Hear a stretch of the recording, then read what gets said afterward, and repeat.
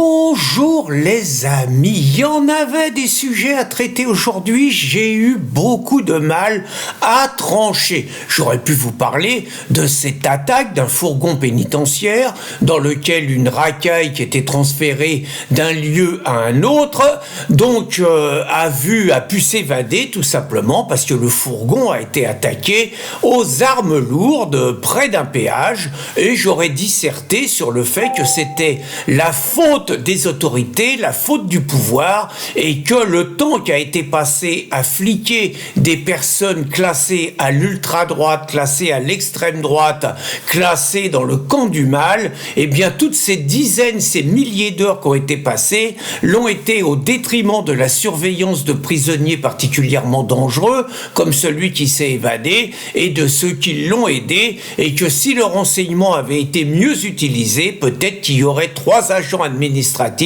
qui seraient encore en vie. J'aurais pu vous traiter ça, j'aurais cassé Calvar, j'aurais cassé tous les mecs du renseignement, j'aurais cassé Darmanin. J'aurais pu m'occuper de Rachid Méluch, mais vous allez dire que c'est une obsession. Je m'étais déjà occupé de lui hier, et là, donc ce jour, on a appris dans les Vosges, vous savez, c'était l'été 2023, Rachid, il avait organisé un rassemblement devant la maison d'une militante LFI qui avait été incendiée. Et Rachid, il avait annoncé que ça pouvait être que l'extrême droite qui avait mis le feu, qu'il avait 3 preuves. Le procureur vient de rendre le verdict, les juges ont enquêté, la police a enquêté, c'est une Allemande de 73 ans qui a mis le feu et il n'y a aucun rapport avec les engagements politiques des militants insoumis. Donc j'aurais pu dire que Rachid Mélenchon délibérément a mis en danger la vie, la sécurité, l'intégrité des dizaines et des dizaines de militants classés à l'extrême droite par le système, parce que membres de Reconquête, parce que membres du Rassemblement National ou d'autres partis, et qu'ils auraient pu sévir les conséquences de la délation de Mélenchon. Mais finalement, j'ai décidé de m'intéresser aux contradictions de la gauche sur l'égalité, sur le racisme et sur le droit de vote. Alors d'abord, sur le racisme, c'est très étonnant quand même. Je vous ai passé hier donc cette sympathique personne qui s'avère être une Traoré, Adja Traoré, je crois, donc qui avait, ça m'avait un peu échappé, j'avais mal compris, mais qui avait qualifié donc les manifestants de sales blancs de merde. Et sales blancs de merde, ça a été une expression qui a été reprise au diapason par l'ensemble des insoumis, par l'ensemble de la gauche sur les réseaux sociaux, qu'on dit que c'était une héroïne, une courageuse, qu'elle était plus française que les Français, et à ce jour, ces propos racistes n'ont été repris, n'ont été condamnés par personne à gauche.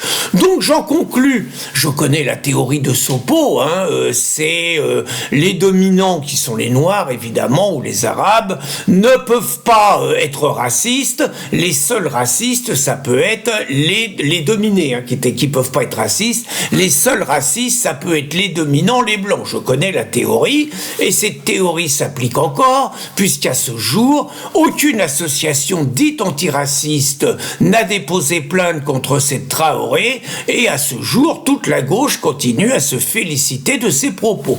Je pourrais dire, si j'étais un affreux provocateur, que je peux donc aujourd'hui qualifier Dominique Sopo de putain, sale putain de noir, ouais je crois que c'est ça, ouais, je peux le qualifier de sale putain de noir, j'ai aucun risque, c'est l'égalité. Si on peut le dire pour les blancs, moi je suis un républicain, je suis pour l'égalité, donc je peux y aller. C'est sale noir de merde, voilà. Je peux qualifier Rokhaya Diallo de sale noir de merde, j'ai aucun problème. Je peux qualifier, il y en a beaucoup d'autres, je peux qualifier Ouria Boutelja de sale arabe de merde, j'ai aucun problème, puisqu'on peut qualifier quelqu'un de sale blanc de merde sans le moindre problème. Donc vous voyez, on peut s'amuser. Je peux qualifier Daniel Obono de sale négresse de merde. Je peux qualifier tous ceux qui me plaisent pas, les insulter avec la couleur de leur peau. Il n'y a aucun problème, c'est l'égalité. Et puis il y a un autre truc qui est très très drôle aussi, c'est l'histoire de la Nouvelle-Calédonie. Alors il se trouve que je connais connaît bien l'histoire de la Nouvelle-Calédonie. Et donc là, il y a, on va dire, des émeutes, des soulèvements organisés par les indépendantistes kanaks, qui ne représentent pas l'ensemble de la diversité en Nouvelle-Calédonie, mais qui sont contre les résultats de 3 référendums, parce qu'en Nouvelle-Calédonie, attention, on a fait 3 référendums en 4 ans, c'est unique, pour savoir si les néo-calédoniens voulaient rester français. 3 fois, ils ont répondu qu'ils voulaient rester français. Et donc, normalement, on doit mettre fin à une incroyable anomalie, c'est-à-dire que l'anomalie, c'est que 40 000 Français, vous entendez, 40 000 Français, arrivés en Nouvelle-Calédonie depuis 1998 et plus, ça fait quand même 26 ans, ça représente 20% du corps électoral, se voit toujours interdire le droit de vote suite au fameux accord de Nouméa et à la pression des Kanaks qui disent qu'ils ne veulent pas être minoritaires sur leur île, en supposant que ce soit leur île, ce qui est un débat historique par ailleurs intéressant, mais que je ne suis pas assez compétent pour développer. Donc la gauche est derrière les indépendantistes. En même temps, cette gauche, sur le territoire français, réclame non seulement avec le droit du sol la possibilité, donc pour tout étranger, même s'il n'épouse pas les valeurs de la France, d'être français et de voter, mais elle réclame également le droit de vote de tous les migrants, de tous les étrangers, y compris José Bové en 2007 réclamait le droit de vote des clandestins, il réclamait même le droit d'éligibilité des clandestins. Bah pourquoi se priver, hein? Puis bah, après tout, un clandestin président de la République, allez-y, c'est ça l'égalité, c'est ça l'universalisme. Donc cette gauche qui réclame que finalement tous les mecs qui mettent les pieds en France puissent voter, mais cette gauche qui interdit à des Français présents depuis 25 ans ou plus en Nouvelle-Calédonie de voter, et qui donc soutient les indépendantistes kanaks racistes, violents, racistes je dis bien, violents, méprisants contre les autres ethnies qui composent la Nouvelle-Calédonie et qui veulent être l'ethnie dominante, majoritaire, en se comportant en Nouvelle-Calédonie comme le FLN s'est comporté en Algérie. La similitude est assez intéressante au niveau de la situation. Donc vous allez me dire, mais pourquoi la gauche défend finalement le contraire en France de ce qu'elle défend à l'étranger? Ben, c'est comme Taubira qui défend la préférence nationale j'ai un trou, mais c'est pas grave, à Cayenne, voilà, la préférence nationale à Cayenne, mais qui dit qu'en France, la préférence nationale, c'est raciste, voilà.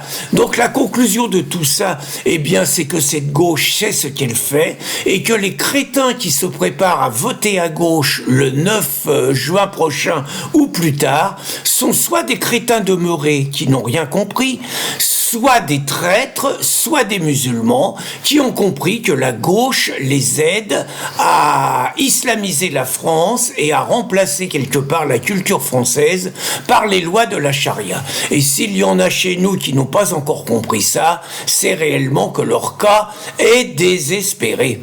Bonne journée les amis et sus aux traîtres.